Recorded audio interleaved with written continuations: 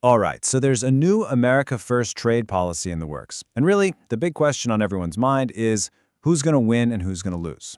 Today, we're going to break down a really sharp analysis from Citi Research to see just how these policy shifts could shake up the global economy, especially when it comes to emerging markets.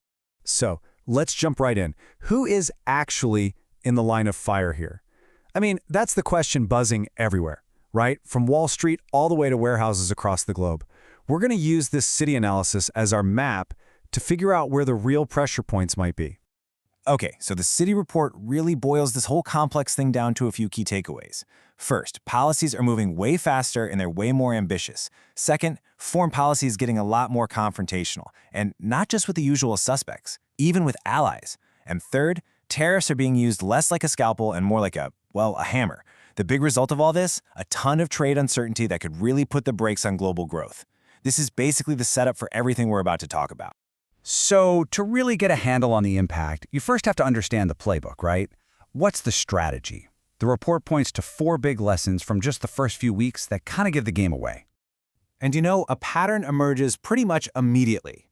First, you've got this unprecedented speed and ambition. I mean, things are moving fast. Then, you layer on this bolder, more confrontational foreign policy. What's China's move? Well, they're playing a patient negotiating game. And finally, the tariffs. They're not surgical. They're being used much less selectively, which has caught a lot of folks by surprise. Okay, but it's that second lesson, the one about a bolder, more confrontational foreign policy, that's where things get really interesting. Because how it's actually playing out, well, it's not what a lot of people were expecting at all. And this right here illustrates that surprise perfectly. Just look at this opening salvo. Traditional allies, Canada and Mexico, got hit with 25% initial tariffs. But the primary target, China, they got hit with 10%. I mean, wow, that signals a huge strategic shift. It's basically saying we're willing to challenge everyone, not just the obvious rivals. All right, so that's the big picture strategy. But let's get specific. Which industries are actually being targeted? The analysis shows a few are right in the crosshairs. First on the list, semiconductors. And this makes sense, right? These tiny little chips are literally the brains behind everything. Our phones, our cars, you name it. So controlling that supply chain, that's a massive strategic priority. So what's the motivation here? Well, the analysis says it's basically a 1-2 punch. The first part is about trying to reshore production. Bring those manufacturing jobs back to the US. And the second part is all about national security, trying to harden controls on chips and keep the most advanced tech out of China's hands. And the ripple effect of that is potentially huge. You've got a bunch of key players in the global chip supply chain who could really feel the heat. We're talking high exposure for places like Malaysia, Taiwan, Vietnam, and Thailand.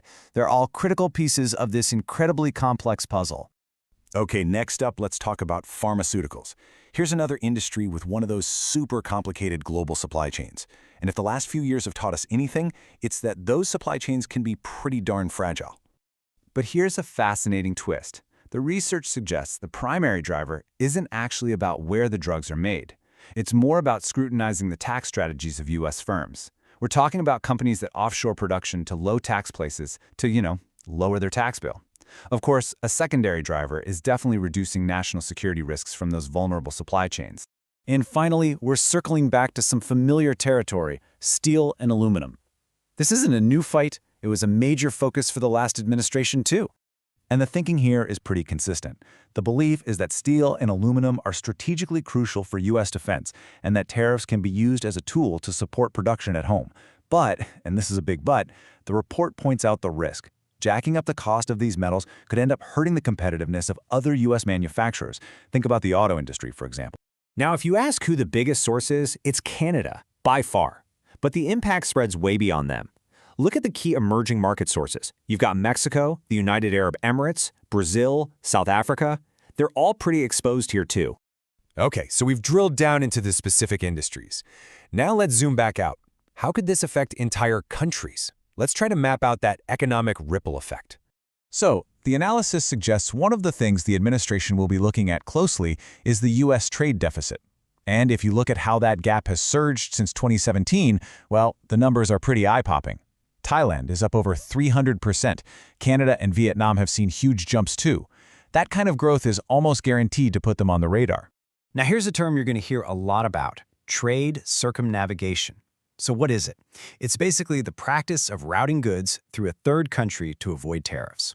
So let's say a product is made in China, but to dodge US tariffs, it gets sent through Vietnam first. That's circumnavigation. And you can bet there's going to be a major crackdown on it. And according to the report, a few countries are at high risk for getting scrutinized for this. We're talking Mexico, Vietnam, and Thailand. And why them? Well, it's because they've all seen these huge surges in Chinese foreign investment and have become more reliant on Chinese imports. It kind of creates the perfect storm for becoming a hub for this sort of thing. So, when you put all the pieces on the board, a pretty clear picture starts to form. You've got one group that's most at risk. Think China, Mexico, Vietnam, and other trade-heavy economies in East Asia and Europe. Then you have another group that seems a bit more insulated, countries with large domestic economies like Brazil, India, and Indonesia. They're just not as exposed. So what's the bottom line here? What does this all mean as we head into this uncertain road ahead for global trade? The conclusion from the Citi research note is pretty blunt. They say, and I'm quoting here, looking at all these factors together yields an environment of heightened trade uncertainties that could create a drag on economic growth. So it's not just about creating new winners and losers, it's about creating more uncertainty for everybody. And let's be clear, this uncertainty isn't just some abstract idea. It could translate into a real-world drag on growth in key regions all over the globe, from East Asia and Europe all the way to Mexico. These are the places deeply wired into the global system. Which really leaves us with this final big question to think about. As we enter this new era of trade, is it going to be about resilience or about relationships? In other words, will countries focus on becoming more self-sufficient or on strengthening their alliances? The answer to that is probably going to define the next chapter of the global economy.